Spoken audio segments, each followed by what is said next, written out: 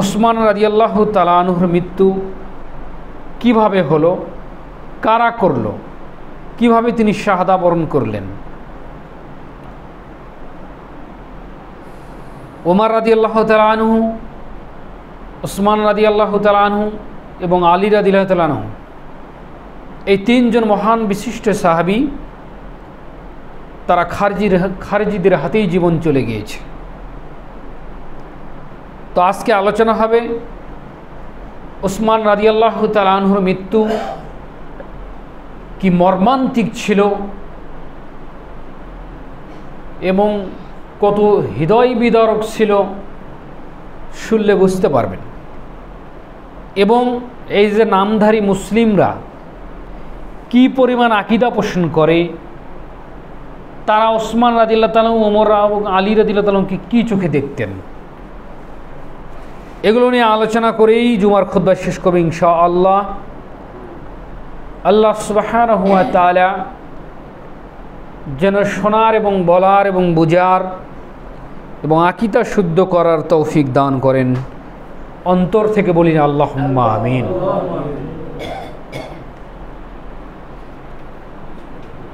রাসূল সাল্লাল্লাহু আলাইহি ওয়াসাল্লামের মৃত্যুর পর খারিজিরা আত্মপ্রকাশ করতে কিন্তু পারেনি। এর আগে শুনেছেন যে আল্লাহর নবীর জামানাই তারা গজিয়েছে, তারপরে তারা পালিয়ে গেল, এলাকা ত্যাগ করে আল্লাহর নবী মৃত্যু মারতে বললেন, পালিয়ে গেল। তারপর রাসূল সাল্লাল্লাহু আলাইহি ওয়াসাল্লামের মৃত্যুর পর তিরোধানের পর আত্মপ্রকাশ করতে পারেনি, কারণ ইসলাম বিরোধী যাবতীয় চক্রান্তের বিরুদ্ধে প্রথম খলিফা আবু বকর সিদ্দিক রাদিয়াল্লাহু তাআলা আনহু তিনি খুব কঠোর ছিলেন। যত প্রকার চক্রান্তের বিরুদ্ধে আবু বকর খুব কঠোর ছিলেন। অথচ আবু বকর সিদ্দিক রাদিয়াল্লাহু তাআলা আনহু এর আগে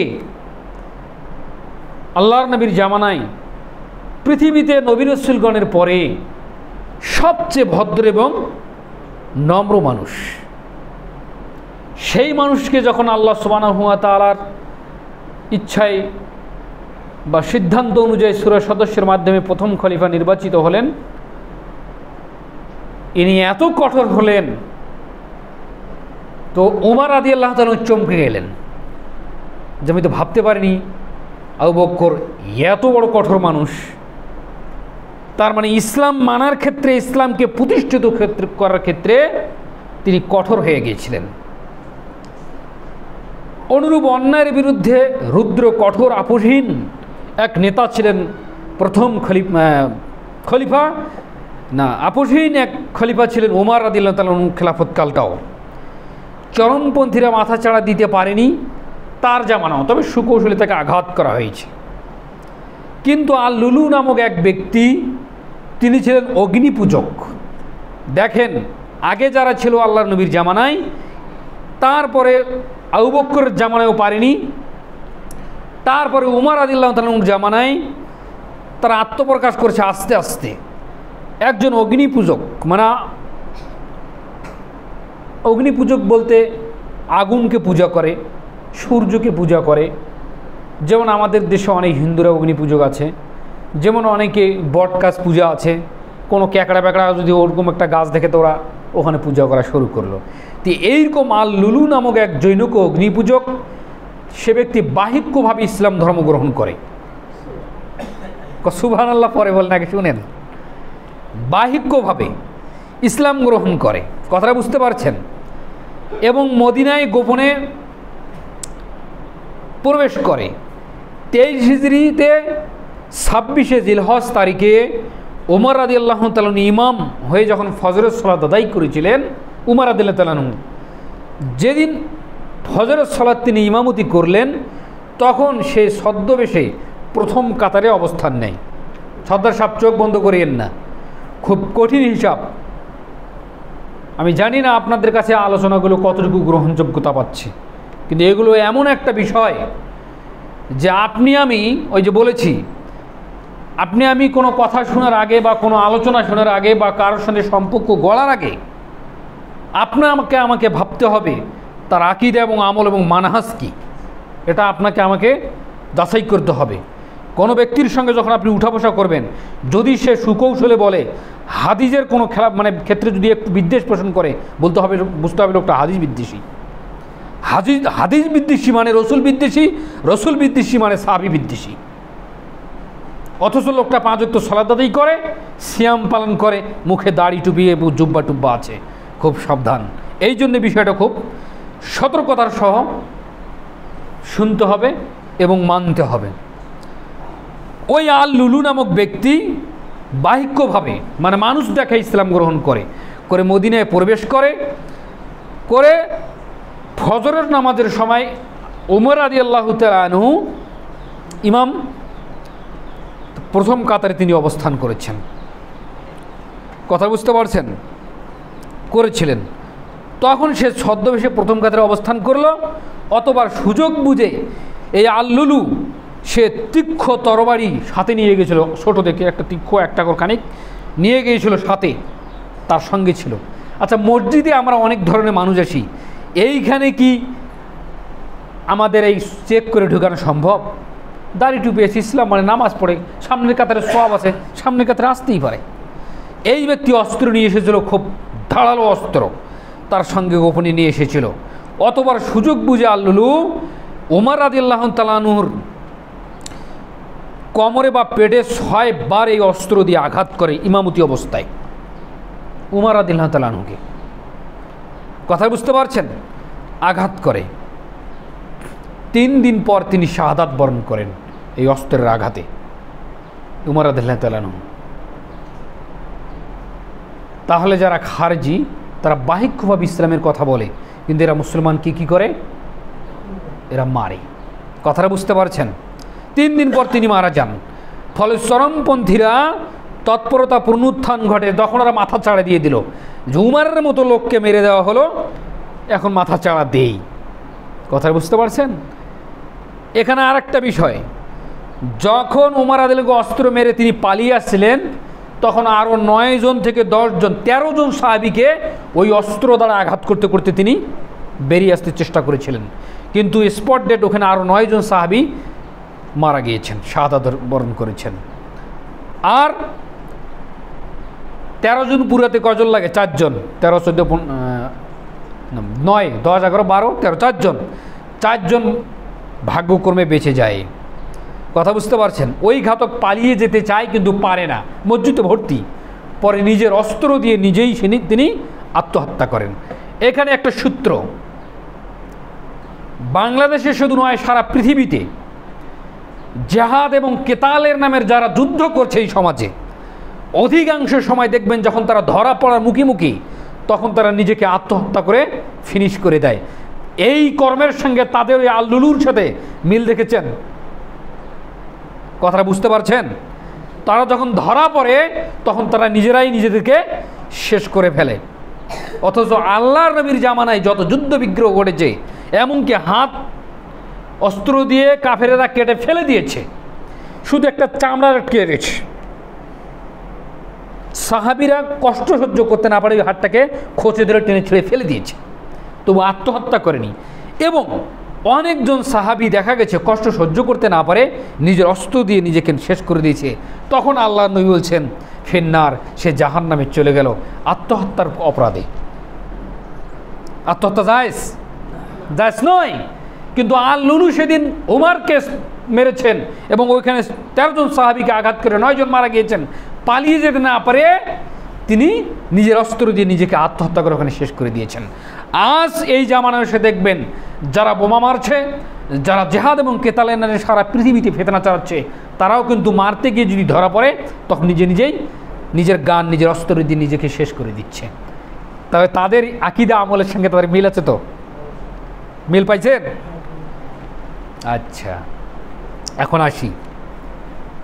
উক্ত মর্মান্তিক ঘটনা সংঘটিত হয় মুসলিম শক্তির দুর্বল মনে করে চরমপন্থীরা। ওমর রাদিয়াল্লাহু তাআলা পৃথিবী থেকে চলে গেলেন, খুব শক্তিশালী একজন সাহাবী, তখন ওরা মাথা চাড়া দিচ্ছে, আবার সংগঠিত হতে থাকে। অতঃপর তৃতীয় খলিফা ওসমান রাদিয়াল্লাহু তাআলা আনহু, তাহলে ওমর রাদিয়াল্লাহু তাআলার এতটুকুই কর্ম, ওকে শাহাদাত বরণ করালো, 9 জন সাহাবীকে মারলো, তারপরে মাথা চাড়া দিল।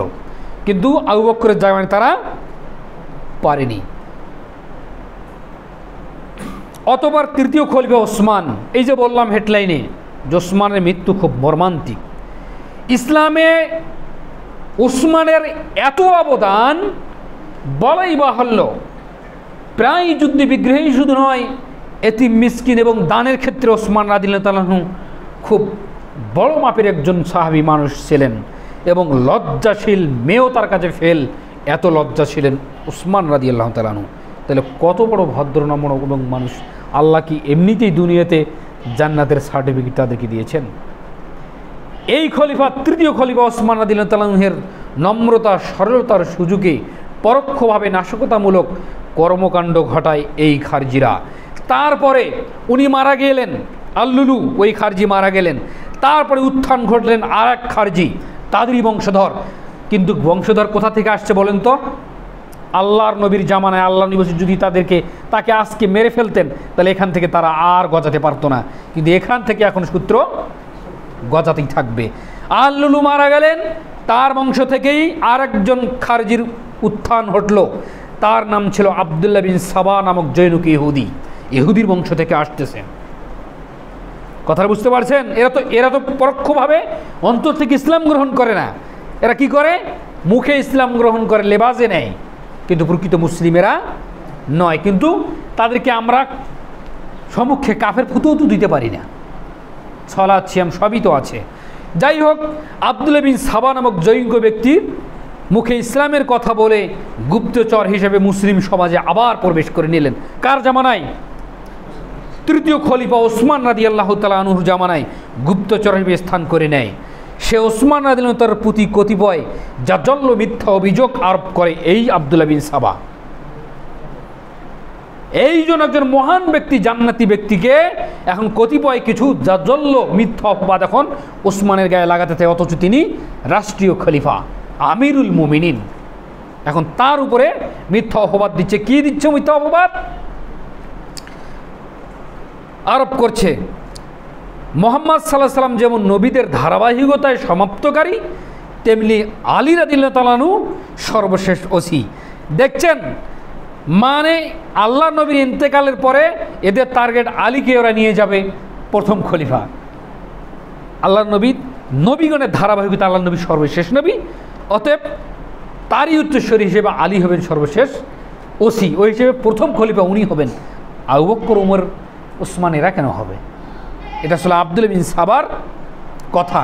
এটা প্রথম অপবাদটা ছড়িয়ে দিলেন মুসলিম উম্মার ভিতর। তিনি দল তৈরি করতেছেন, তার এই আকীদায় তারা লোক জমা করতেছেন। কথা বুঝতে পারছেন? সুতরাং উসমানের চেয়ে আলী খলিফা হওয়ার বেশি হকদার, এটা ছিল তার দাবি। কথা বুঝতে পারছেন? পবিত্র কোরআনের অনেক পরিত্যক্ত কাগজপত্র থাকে না, ছিটাছুটা, এটা কিন্তু ওসমান রাদিয়াল্লাহু তাআলা আনহু মানে পরামর্শের ভিত্তিতে সূরা বৈঠকে ফতোয়ার মাধ্যমে এই পরিত্যক্ত কোরআনের ইয়েগুলো এর এখানে সেখানে ফেলে দিল, তো মানুষ প্রচাপ পায়খানা পা লাগবে, এটা সেলাই, তখন ওরা এটা মাসলা বাইর করে সেই পরিত্যক্ত জিনিসগুলোকে পুড়িয়ে দেওয়া হলো, তো সাই হয়ে গেল।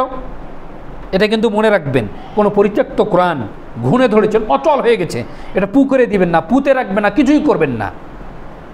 এটা কি করবেন? জমা করে আগুনে পুড়ি দিয়ে ছাই করে ফেলবেন। কথা বুঝতে পারছেন? এটা ওসমান রাদিয়াল্লাহু তাআলা তিনি চালু করেছেন। এটার উপরেই সমস্ত সাহাবী এবং সালফে সালিন এবং মুহাদ্দিসগণ এই মাসালার উপরেই একমত। এখানে কোনো দ্বিমত নেই। দ্বিমত আছে হানাফি সাহেব, ওরা অন্য মাযহাবের, ওরা মেনে নিতে পারে না, কোরআন কেমন পড়ে দেয়। কিন্তু একটা পরিত্যক্ত যিনি গড়গড়ে বেড়াচ্ছে, এর পায়ে ওর পায়ে ও প্রসাব করে, ও পায়খানা করবে, কোথায় কী হবে, এই জন্য ওটা ওই কাজ করতেন। কথা বুঝতে পারছেন? তাই এই যে এই কাজটা করেছে, তখন ওসমানের ওপর এই আবদুল্লাহ বিন সাবা অপবাদ দিলেন যে এরা কোরআন পড়ে। সৈয়দপুরে কিছুদিন আগে একটা ঘটনা ঘটেছিল। আমাদের এই যে নান্দারায় আরবি প্রভাষক মমিনুল ভাই আছে, ওনার মসজিদের উপর অনেকগুলো কোরআনের পরিত্যক্ত পাতা, ছিঁড়া ফাটা ঘুণে ধরা এরা পড়েছিল। গোটা সৈয়দপুর অস্থির অবস্থা। আহলে হাদিসরা কোরআন পড়ে, পুরি দেয়, এরা মুসলিম নয়। এরপরে কেস কারবার অনেক বসাবসির পর যায়, আলহামদুলিল্লাহ সমাধান হয়েছে, মাসালি টিকতে পারেনি। কথা বুঝতে পারছেন? এই যে কোরআন পুড়ে, পরিত্যক্ত কোরআন যেটা, সেটা পুড়ে ফেলেছে, এইটা অপবাদ দিল ওসমান রাদিয়াল্লাহু তাআলা গায়ের উপরে। প্রথম দিল আলীকে নিয়ে, দ্বিতীয় দিল কোরআন নিয়ে, তৃতীয় মর্যাদাশীল জ্ঞানী সাহাবীকে বাদ দিয়ে নিজের আত্মীয় স্বজনের রাষ্ট্রে উচ্চ পদে চাকরি দেওয়া, এইরকম একটা অপবাদ দিল ওসমানের গায়ে। কথাটা বুঝতে পারছেন? 3 নম্বরে স্বজনপ্রীতি করে নিকট আত্মীয়দের রাষ্ট্রীয় কোষাগারে থেকে অধিক সম্পদ প্রদান করে ওসমান রাদিয়াল্লাহু, এরকম একটা জঘন্য মিথ্যা অপবাদ দিল আব্দুল্লাহ বিন সাবা। উক্ত মিথ্যা অভিযোগের মাধ্যমে আব্দুল্লাহ বিন সাবা মিশর, কুফা, বসরা সাধারণ মুসলমানদেরকে ওসমান রাদিয়াল্লাহু বিরুদ্ধে উত্তেজিত করে। সাধারণ মুসলমান তো বুঝে না, আরে কোরআন পড়ে, আরে কোষাগারে ওদের লোকজনকে চাকরি দেয়, আরে এটিতে এই ধরনের স্বজনপ্রীতি করে, আসলে তো কথা ঠিক। আচ্ছা, সাধারণ মুসলিম কি এত কিছু বোঝে? তখন খেপিয়ে তুলল। অবশেষে খলিফাকে হত্যা করার প্রস্তুতি গ্রহণ করে এবং ওসমান রাদিয়াল্লাহুকে হত্যা করাই সর্বশ্রেষ্ঠ জিহাদ বলে তারা মনে করে। নাউযুবিল্লাহি মিন যালিক। কে আছে জমিনের উপরে তাদের চেয়ে আল্লাহকে ভয় করবে বেশি? এখন তাকে মারাটা সর্বশ্রেষ্ঠ জিহাদ মনে করছে মুসলিম সেজে এক ধরনের এই কুকুরেরা। কুকুর শব্দটি কেন বললাম মনে আছে? কোনো একদিন বলেছিলাম আল্লাহর নবী খারিজিদের ব্যাপারে বলছে, আল খাওয়ারিজুন কিলাবুন নার, কিয়ামতের দিন আল্লাহ তাআলা তাদেরকে জাহান্নামে নিক্ষেপ করবেন কুকুরের আকৃতিতে। অতঃপর হত্যা করার প্রস্তুতি গ্রহণ করছে, সর্বশ্রেষ্ঠ জেহাদ বলে তারা ঘোষণা করলো। ফলে 35 হিজরিতে শাওয়াল মাসে বিদ্রোহীরা, এই আব্দুল্লাহ বিন সাবার দলেরা, এর অনুসারী যারা হয়েছিল, মদিনার অভিমুখে রওনা হয়। শুধু মিশর থেকে প্রায় 600 থেকে 1000 জন আসে ওসমানকে মারার জন্য। আস্তাগফিরুল্লাহাল্লাযী লা ইলাহা ইল্লা হুয়াল হাইয়ুল কাইয়্যুম বিহি। মৃত্যুর সংঘাতটা দেখেন, মৃত্যুর অভিনব কায়দাটা দেখেন, মৃত্যু কি নির্মমতা সেটা খালি শোনেন, গায়ের লোম দাঁড়িয়ে যাবে কত নির্মমভাবে তাকে হত্যা করেছে। অতবার মদিনা থেকে এই লোকগুলোকে নিয়ে আসে। কথা বুঝতে পারছেন? মদিনায় মুসলিমগণ যেন তাদের ষড়যন্ত্র বুঝতে না পারে, সেজন্য মদিনায় জিয়ারতের কথা বলে মসজিদে নববীতে প্রবেশ করে। তবে আলী রাদিয়াল্লাহু তাআলা তাদেরকে প্রথম থেকে বাধা দেন। আলী রাদিয়াল্লাহু তাআলা বিচক্ষণতার কারণে বুঝতে পেরেছিল, তখন তারা বাধা দেন। পরে মিথ্যা কথা বলে অনুমতি নেয় এবং মদিনায় তারা প্রবেশ করে। কথা বুঝতে পারছেন? তারা মদিনায় ঢুকে ওসমান রাদিয়াল্লাহু তাআলার বাড়িকে অবরোধ করে, ঘেরাও করে ফেলে। প্রথমে তারা তাকে মসজিদে নববীতে সালাত আদায় করতে সুযোগ দেয় না, রাস্তা বন্ধ করে দেয় ওসমানকে। অথচ তিনি কি ছিলেন? খলিফা। রাষ্ট্রের বিরুদ্ধে জামাত হতে অস্ত্র উত্তোলন করা এটা ভালো লক্ষণ নয়। তারা তার পিছনে সালাত আদায় করতে থাকে। জীবনের শেষ জুমার খুতবা দেওয়ার সময় তারা ওসমান রাদিয়াল্লাহু তাআলাকে নির্মমভাবে আহত করে। এরা আহত করে, অতঃপর তার যাতায়াতের পথ তারা রুদ্ধ করে দেয়, ব্রেক করে দেয়, আটক করে দেয়, হরতাল করে দেয়। মসজিদে সালাত আদায় করতে বাধা দেয় ওসমানকে এই আব্দুল্লাহ বিন সাবার কুমুটি। কিছু মুসলিম তো তার সঙ্গে হয়ে গেছে এবং হাজার জন তো এসেছে বাইরে থেকে। কথা বুঝতে পারছেন? বাধা দেয়, মসজিদে সালাত আদায় করতে বাধা দেয় এবং প্রচুর অর্থের বিনিময়ে তারই ক্রয় করা কুয়া, আগে কুয়া খনন করে দিন তো সবের কাজ, এটা ওসমান রাদিয়াল্লাহু করেছিলেন। যে কুয়া তৈরি করে দিল ওই কুয়ায় ওসমানকে পানি খাওয়া নিষেধ, বন্ধ করে দিয়ে দিল। লা হাওলা ওয়ালা কুওয়াতা ইল্লা বিল্লাহ। ওসমানকে ওই কুয়া থেকে পানি পান করতে বাধা দেওয়া হলো। এভাবে দীর্ঘ 40 বা 47 দিন অবরোধ করে রেখে ক্ষুধার্ত অবস্থায় খারিজিরা তাদেরকে হত্যা করে। 40 থেকে 47 দিন প্রায় ওই বাড়ি থেকে খারিজিদের অত্যাচারে খারিজিদের হরতাল করে বাড়ি থেকে বের হতে পারে না ওসমানের পরিবার। অথচ তিনি খলিফা, তিনি গোটা মুসলিম সমাজকে আব্দুল্লাহ বিন সাবা করে ফেলেছে, হাত করে ফেলেছে কৌশলে এই অপবাদগুলো দিয়ে। কোরআন পড়ে, এক স্টাট্টিঘনিকতা আল্লাহর বিধান পড়ে এরা স্বজন প্রীতি করে কোষাগারে এই ধরনের অপবাদ দিচ্ছে, মিথ্যা অপবাদ দিয়ে তাকে ফাঁসানো হয়েছে। কি নির্মম পরিহাস! তারা ঘরের দরজা খুলতে পারে না। ওসমান তখন তার পরিবার ঘরের দরজা লাগিয়ে দিয়ে থাকে খুব শক্তভাবে। এটা কি হৃদয় বিদারক কথা! ঘরের দরজা খুলতে না পেরে আগুন জ্বালিয়ে দরজাটাকে পুড়িয়ে তারা ভেঙে ঢুকে পড়ে প্রবেশ করে। কার ঘরে? ওসমান রাদিয়াল্লাহু তাআলার ঘরে। কেউ জানালা ভেঙে প্রবেশ করে। ওসমান রাদিয়াল্লাহু তাআলা এই ক্ষুধার্ত অবস্থায় এই 40 থেকে 47 দিন যাবত ক্ষুধার্ত অবস্থায় আল্লাহর কিতাব পড়ছে, এভাবে কোরআন পড়ছেন তিনি। তখন পড়ছেন সূরা বাকারার 137 নম্বর আয়াত। সেই আয়াতটা আমি পড়েছি। আল্লাহ বলছেন ফাসাকফিকাহুমুল্লাহু ফাসাকফিকাহুমুল্লাহু ওয়া হুয়াস সামিউল আলিম। এই আয়াতটা পর্যন্ত তিনি পড়েছে আসতেছেন। 137 নম্বর আয়াত সূরাতুল বাকারার এই নিম্নত আয়াতের তিনি পড়তেছেন। গাফিক বিন হারব নামক ঘাতক, আব্দুল্লাহ বিন সাবার টিম, ওখানে গাফিক বিন হারব নামক ঘাতক তার মুখমণ্ডলের উপরে অগ্রভাগে অস্ত্র দিয়ে আঘাত করতে থাকে। কার উপর? ওসমান রাদিয়াল্লাহু তাআলা আনহুর বুকের উপর চড়ে তার মাথার উপরে, তার মুখের উপরে অস্ত্র দিয়ে আঘাত করতে থাকে। এই আঘাতের চোটে ফিঙ্কি দিয়ে রক্তটা কোরআনুল কারীম, কোরআনটা পড়ে গেছে। কোরআন যখন পড়ছে তখন আঘাত, যখন যে মানে ঝাঁপিয়ে আক্রমণ করছে, যখন শুরু হয়েছে তখন কোরআনটা সাইডে পড়ে গিয়েছে, তখন কোরআন সাইডে পড়ে গিয়েছে। আর এই অস্ত্রের আঘাত করছে আর বলছে, গাফিক বিন হারব এই ঘাতক আঘাত করছে আর বলছে, পৃথিবীর সবচেয়ে নিকৃষ্ট মানুষকে, পৃথিবীর সবচেয়ে বড় কাফের কাজকে আমরা মারছি, আমরা সবচেয়ে সওয়াবের কাজ করছি। কাকে মারছেন? জান্নাতি সাহাবীকে, আল্লাহর নবীর জামাতাকে মারছেন, তৃতীয় খলিফাকে মারছেন।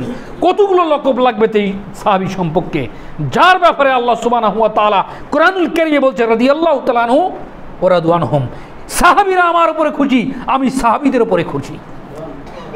এইরকম ব্যক্তিকে তারা মারছে আর বলছে পৃথিবীর সবচেয়ে নিকৃষ্ট মানুষকে মারছি।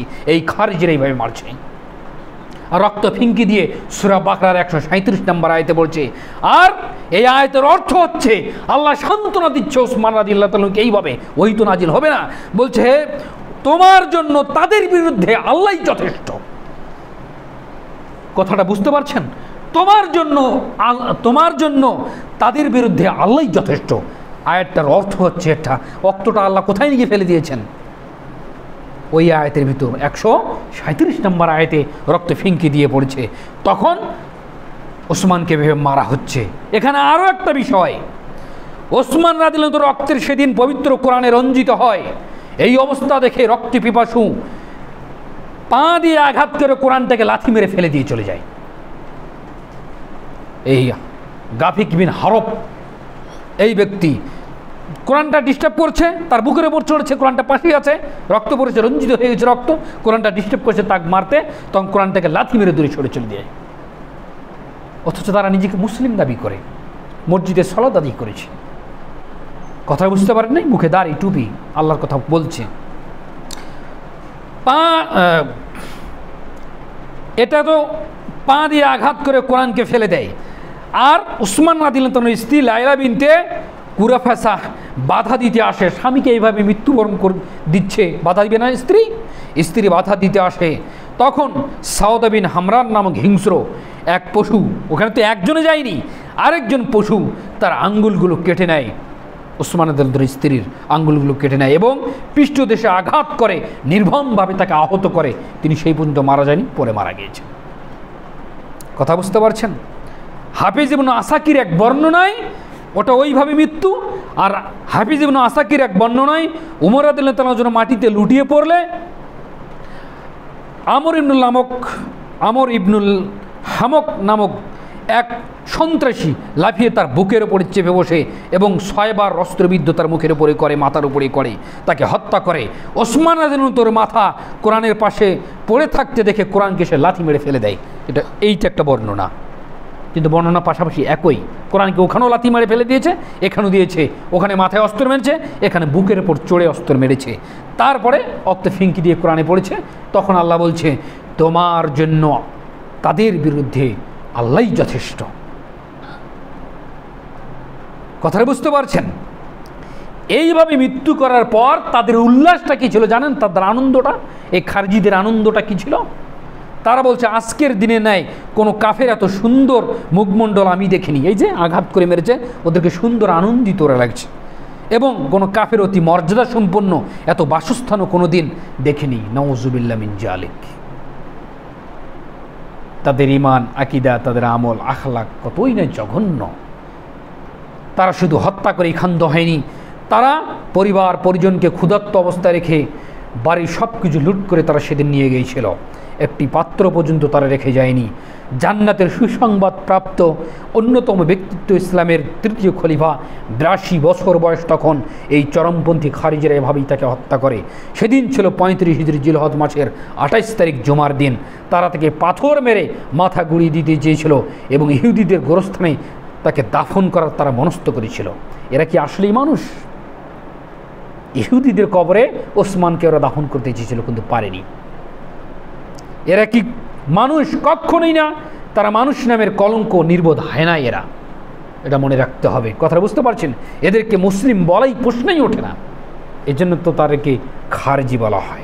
যদিও তারা মুসলিমদের অন্তর্ভুক্ত ছিল, মসজিদে নববীতে তারা পিছনেই সালাত আদায় করত। সর্বযুগে খারজিদের চেহারা এরূপই থাকে, মনে রাখবেন। সর্বযুগে খারজিদের চেহারা এরূপ থাকে। এভাবেই স্বর্ণযুগেই খারজি চরমপন্থীর উত্থান ঘটে। এক্ষেত্রে আমরা চরমপন্থীদের বিকাশকাল মানে কখন আরও বেশি করে আত্মপ্রকাশ পেল এ নিয়ে সামনের সপ্তাহে আলোচনা হবে ইনশাআল্লাহ। আল্লাহ সুবহানাহু ওয়া তাআলা যেন সেই তৌফিক দান করেন সকলে বলে আল্লাহুম্মা আমিন। এদের বিকাশকাল, খারিজিদের বিকাশ মানে আত্মপ্রকাশ আরও তীব্রভাবে কীভাবে